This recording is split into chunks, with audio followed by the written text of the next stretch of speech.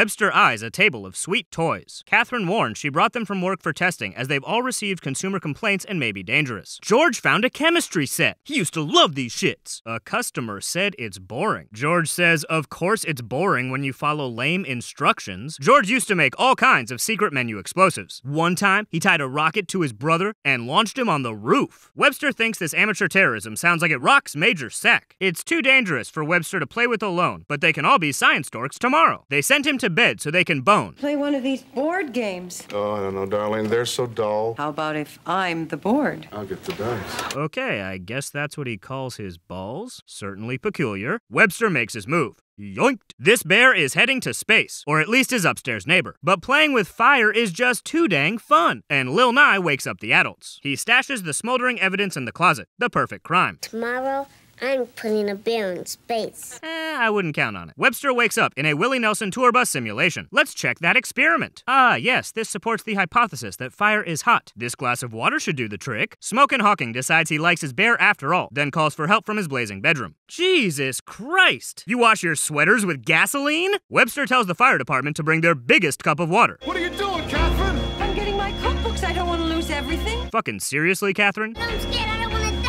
My personal mantra for inner peace. They grab their most useless junk and hit the hallway to warn neighbors, most of whom are receptive. But one guy doesn't buy it and returns to his certainly purchased threesome. Webster forgot his box of mementos with a photo of his dead parents. My mommy and daddy. I can't let them burn. Relax, kid, they can't die twice. George risks his life for Webster's memento box, then escapes this human barbecue. The shell-shocked trio hides out at Jerry's. I don't have a home. Webster knows all about that game. He can give you pointers on finding a new one. George wants to call a doctor to score drugs for his melted hand. My phone book burned. So did my fishing cap.